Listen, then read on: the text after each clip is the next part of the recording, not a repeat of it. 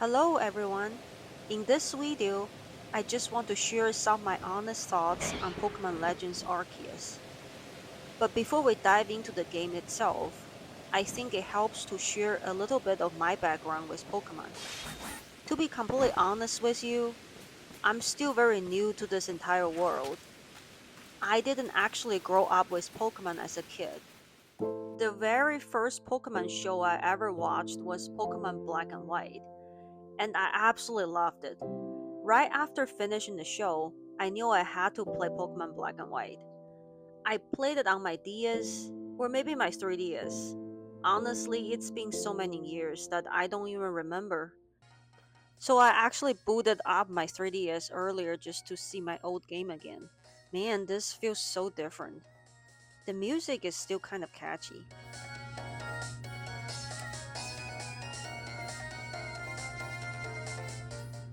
But look at it now, I don't even remember what I was working on back then.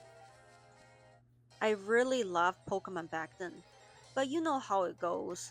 Life moves on, we turn the page, and we get busy with other things. What actually brought me back into Pokemon world recently was Pokemon Pokopia. After playing Pokopia, I just fell in love with Pokemon all over again. I knew there were tons of modern Pokemon games out there, but the main reason I choose to start with Legends Arceus is because you can choose Oshawott as your starter. Oh yeah, I almost forgot to mention, Oshawott was my absolutely favorite Pokemon from Black and White. And to this day, Oshawott is still my number one. It felt like the perfect entry point. Alright, since this is a review for Arceus, let's start talking about the actual game. First off, the semi-open world structure feels incredibly nice. You get to run through vast grasslands, explore snowy peaks, climb mountains, and ride on Basque Legion's back to cross the water. There are so many ways to travel. My absolutely favorite thing to do is flying through a rainy, stormy day with Braviary. The atmosphere is so good that it's almost like I can feel the wind and rain rushing through my hair and face. Gathering resources in the wild and encountering Pokemon feels completely natural. In my imagination, this is exactly what a real Pokemon trainer would actually do. The combat is still turn based, so you can definitely pause and strategize your battles. But I love that your trainer can actually walk around freely while the Pokemon are fighting. In fact, if you're uncareful, certain Pokemon attack can literally knock your trainer down during the battle.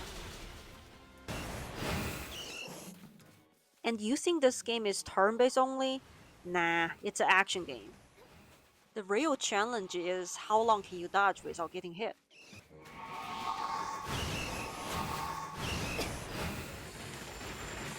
Joking aside, you have these intense boss battles where you don't even have to use your Pokemon at all. All you do is dodge, roll, aim, and throw. It is a completely different style from a traditional turn based RPG. It's a really nice mix up that adds a lot of flavor to the game. Speaking of dodging and rolling, you can also crouch down in the tall grass, throw smoke bombs, and sneak around. A lot of the time, you don't even have to battle. You can just hide in a bush and hurl Pokeballs at their heads. It almost sounds a bit rude when I say it out loud, but hey, that's exactly what I do. I also love how flexible the Pokédex is. To reach research level 10, the game gives you so many different options. You get to choose how you want to complete it. There's so many different ways. Look at these tasks right here. For a lot of them, I just completed them naturally without even thinking about it during regular gameplay and exploration. Nothing feels forced, and they never feel like a tedious chore. Now let's talk about side quests. There are tons of them. Some ask you to find a specific Pokemon, others want you to look for items, and a few are very involved and take some real time to complete. I want to mention that even the random NPCs standing around can trigger a surprising conversation. There's one specific interaction that I will always remember. I found this guy just standing on a tiny island in the middle of the water. He didn't have a quest bubble over his head or anything. I just went up to talk to him, and he told me that he was holding a secret item in each hand. He wanted me to choose left hand or right hand. Whichever one I choose, he would give me the item. I ended up choosing the left hand, and he handed me a blue shard. But it's what he said afterward that really stuck with me. He said something along the lines of, "We face many choices in our life, and all of our choices affect the path we take. Our accumulated choices will ultimately determine our fate." And he then wished me a good future. It was just such a sweet, heartwarming conversation out of nowhere. Unfortunately, I didn't capture the exact footage of the dialogue when it happened. If you want to go have a chat with him yourself, I think I found him somewhere around here, around Obsidian Fall. Also, please let me know in the comments if you choose the right hand, what item did you get? And if anyone remember his exact dialogue, leave it down below because I would love to read it again. One aspect I truly appreciate about Legends Arceus is its accessibility. Now, I'm not saying this game is easy, but it's definitely not an intense hardcore game either. At the same time, you can't really call it a pure cozy game. It sits right in the middle. It's an adventure that offers relaxed exploration mixed with some intense survival moments. It's an accessible challenge. As someone still relatively new to the Pokemon, I didn't remember all the different types, their weaknesses, their strengths starting out, but it wasn't a big deal at all. I still managed to progress through the story with no problem. Of course, certain fights are much faster if you use a Pokemon with a type advantage, but the game never punishes you for not playing the perfect way. I really appreciate that. When a game company releases the title on the market for everyone to buy, everyone should be able to pick it up and enjoy it. Games should bring us joy, not frustration. And I think this game handled accessibility wonderfully. Whether you are a casual gamer who plays for a couple of hours and puts it down for a week, a complete beginner trying video game for the first time, or even a younger kid, this is an incredibly welcoming game to start with. I also have to give a shout out to the game's battle music. There's one specific battle theme that I love above all the others. I'm only going to let the music track play here without showing the footage, just in case it's a spoiler for anyone. I know the game has been out for a couple years now, but hey, you never know who is playing it for the first time.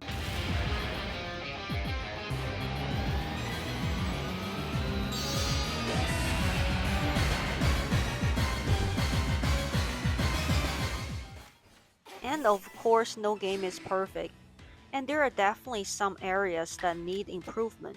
For one, I really wish there was more variety in the environments. I'm not going to talk too much about the story because I want to keep this review completely spoiler free. But there is a point in the game where you have to visit three different caves, and later on you have to go back to those exact same three caves again.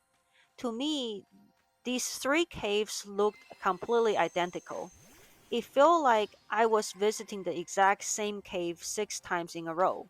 It got a little repetitive, and it would have been so nice to see a unique visual design for each separate mission. I also really wish the game had voice acting and more expressive animations during the major cutscenes. Right now, you're mostly just clicking through text dialogue while the character is standing frozen in one spot with very little movement. It makes the story feel a bit dated. As far as the graphics, I've actually been playing the game on the Switch too. Overall, I think the graphics look great and the game runs beautifully. But it's hard not to notice some limitations when you compare it to other Nintendo titles on the system, like Pikmin 4, for example. In Pikmin 4, everything is just so incredibly detailed. Look at the water right here.